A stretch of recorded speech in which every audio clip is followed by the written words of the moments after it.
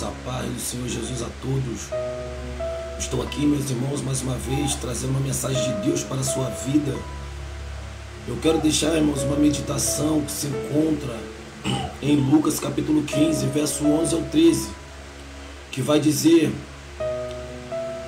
Jesus continuou, um homem tinha 2 filhos. O mais novo disse para o seu pai: Pai, quero parte da minha herança. Assim ele repartiu a sua propriedade entre eles.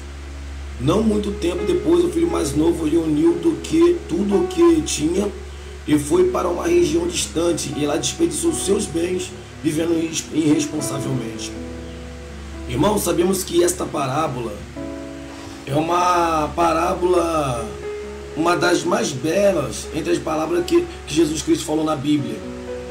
Conta uma história de um rapaz que tinha uma condição de vida muito boa. Um jovem que morava com seu pai, um jovem que vivia nas regalias na casa de seu pai. E esse homem era um homem muito rico. E também o mais importante que ele tinha o amor do seu pai. E sabemos, irmãos, que a Bíblia fala que aquele homem, ele tinha uma bela fazenda, só que o filho mais novo, ele pediu parte da fazenda. Agora por quê? Porque ele não queria viver mais debaixo da disciplina de seu pai.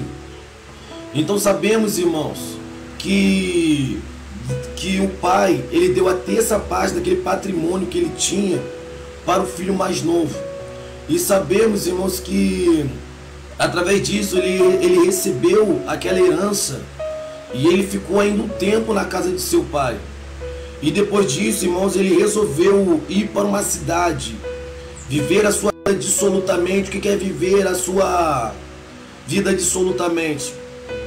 Sabemos que por ele estar abastado, cheio de dinheiro, cheio de riquezas, ele resolveu viver uma vida torpe, uma vida, vamos botar uma vida de imundícia. E começou a gastar seu dinheiro com muitas besteiras, como se fosse prostituição, imoralidades, uma vida irresponsável. Então sabemos, irmãos, que por isso que ele foi chamado de filho pródigo. O que é o filho pródigo? O que vai representar? Quando nós pegamos uma liturgia desse texto, quando nós tiramos para o nosso falar, para a nossa língua, nós vamos saber que filho pródigo significa esbanjador, gastador. Então, irmãos, aquilo, ele estava tendo algo no seu coração que levou a gastar toda a herança que ele tinha com bebedeiras. Começou a gastar toda a herança que ele tinha e começou a levar uma vida completamente diferente daquela que tinha com seu pai. E o que acontece com isso, irmãos?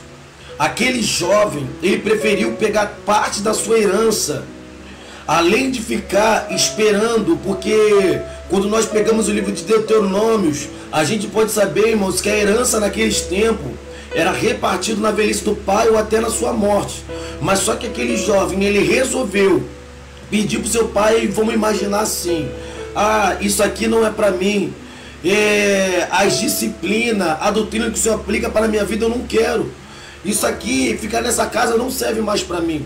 O que vai servir para mim? Pai, então me dá paz da minha herança, porque eu vou para a cidade, quem sabe lá eu conseguirei uma vida melhor. Quem sabe de lá daquela cidade eu alcançarei uma vida que vai me trazer benefícios maiores e eu vou poder alimentar a minha família, alimentar os meus futuros filhos. Mas só que logo após que aquele menino, que aquele filho pródigo chegou na cidade, creio eu, irmãos, que ele viu amigos que diziam ser amigos. Viu que ele era um rapaz que esbanjava dinheiro, gastava comprando joias, comprando bebedeiras, gastando com prostituição. Então, aquelas pessoas viu a riqueza que ele tinha naquela cidade. Então resolveu, ali está vamos usar ele então para poder pagar a nossa cervejinha, para comprar o nosso cigarro, porque como eu estou duro, ele vai pagar para nós. Então, creio eu, nós podemos imaginar na nossa visão humana do século 21, que muitas vezes que quando alguém sai de casa, eu não digo de casa no sentido familiar, família, que Deus uniu, eu digo no sentido espiritual da igreja. Às vezes, irmãos, a pessoa está na igreja, mas só que chega um momento que não quer mais aquilo para ela. Porque o prazer do mundo, porque as iguarias, as regalias do mundo falou mais alto naquele coração. Então o que eu quero dizer com essa palavra? A Bíblia fala que um pai que tinha 2 filhos, e nós podemos imaginar aquele 2 filhos, que vai dizer o pai, que vai representar o quê? Jesus Cristo. Porque antes dele contar essa parábola do filho pródigo, ele contou mais 2 parábolas, que é a parábola do pastor, aonde que ele estava, onde que ele tinha 100 ovelhas, e quando ele deu conta tinha só 99. E porque uma tinha se escapado, então ele deixou as 99 ovelhas e foi atrás daquela que tinha se perdido. Então, irmãos, sabemos que o que acontece? Que quando aquela ovelha tinha se perdido, o que o pastor fez? Ele falou, não, eu vou deixar as 99 aqui e eu vou atrás daquela última. A Bíblia fala que o pastor saiu, foi atrás da ovelha e quando achou a ovelha, o que aconteceu? A Bíblia fala que ele se alegrou. Ele se alegrou pela ovelha que tinha sumido, apareceu. Ele deu uma grande festa. Porque o que a Bíblia diz? O que Jesus ele falou? Que é mais fácil, que haverá festa no céu por um pecador que se arrepende dos seus pecados, do que 99 justos que não precisa de arrependimento. Então eu quero que vocês entendam algo aqui, irmão. Quando Jesus Cristo está falando na parábola do filho pródigo, vai representar semelhante a essas ovelhas, porque a Bíblia vai começar a dizer na primeira parábola que era o pastor, e ainda tem a segunda que é a mulher da dracma. Vai começar, uma mulher tinha 10 dracmas, sendo que ela tinha perdido uma. E o que acontece? Que quando ela perdeu aquela dracma, ou era uma dracma, ela tinha perdido aquela dracma, a Bíblia diz o quê? Que ela acendeu a candeia, varreu a casa e achou a dracma perdida. Então ela chamou as suas amigas e deu uma grande festa porque a dracma tinha aparecido. Primeira das ovelhas vai dizer que foi o pastor, e da segunda a mulher, e do terceiro o pai. Então, irmãos, tudo leva para um sentido pessoal. Por exemplo, o pastor, a mulher e o pai. E quando nós estamos nessa parábola do filho pródigo, nós vamos entender que o pai tinha 2 filhos. E nós vamos representar o quê? Que o filho pródigo pode representar a igreja. Que muitas vezes as pessoas fogem do compromisso. As pessoas falam, isso aqui não é para mim. O que eu vim fazer aqui? Eu tinha uma vida tão boa no mundo. Eu tinha uma vida de regalias. Eu podia fazer o que eu quiser. Agora estou sendo preso. Eu estou debaixo de uma doutrina de um pastor, de um pai. E eu não estou suportando isso. Eu não estou suportando viver toda hora me dizendo o que eu tenho que fazer, o que eu tenho que falar, o que eu tenho que... o caminho que eu devo levar, e eu estou cansado disso. É mais ou menos assim. Mas só que o filho mais velho vai representar um povo que está na mais antiga. Onde que aquele filho mais velho viu o mais novo saindo, e daqui a pouco, quando o filho mais novo voltou, ele ficou o quê? Ele ficou aborrecido. Então, irmãos, eu não estou fazendo isso como uma pregação, mas como uma reflexão. Porque, irmãos, a Bíblia fala que ele estava gastando o seu dinheiro todo. E sabemos, irmãos, que quando o dinheiro acabou, ele se viu sozinho. O que a Bíblia fala? Que havia uma grande fome naquela terra.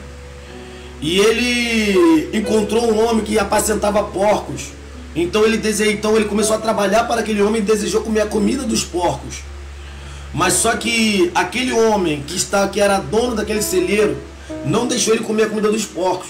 Então foi daí que ele caiu em si e falou: o jornaleiro de meu pai tem grande abundância de pão, estou aqui perecendo de fome.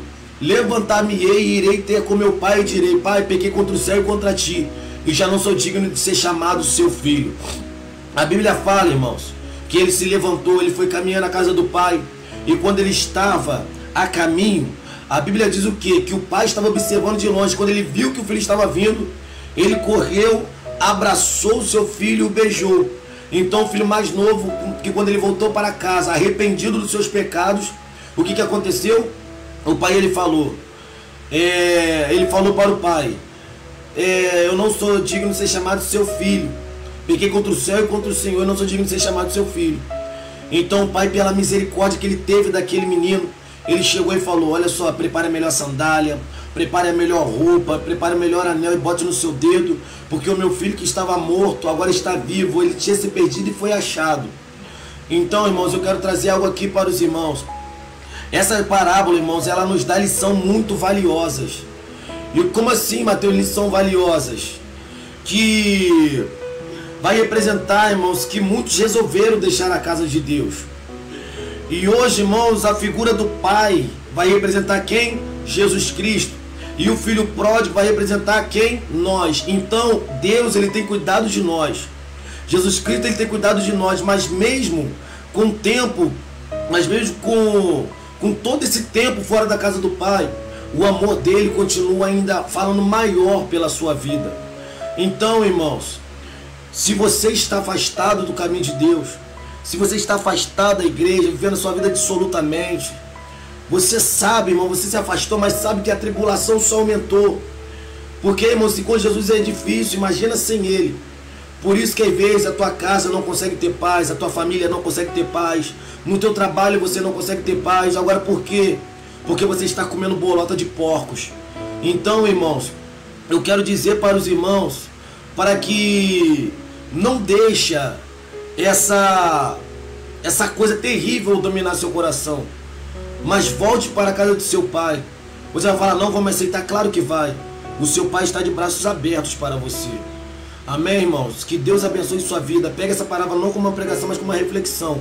Porque hoje eu trouxe essa mensagem rápida, detalhadamente, para que os irmãos venham receber essa palavra e pegar com fé em nome de Jesus Cristo. Que Deus abençoe a sua vida em nome de Jesus. Fica na paz do Senhor Jesus.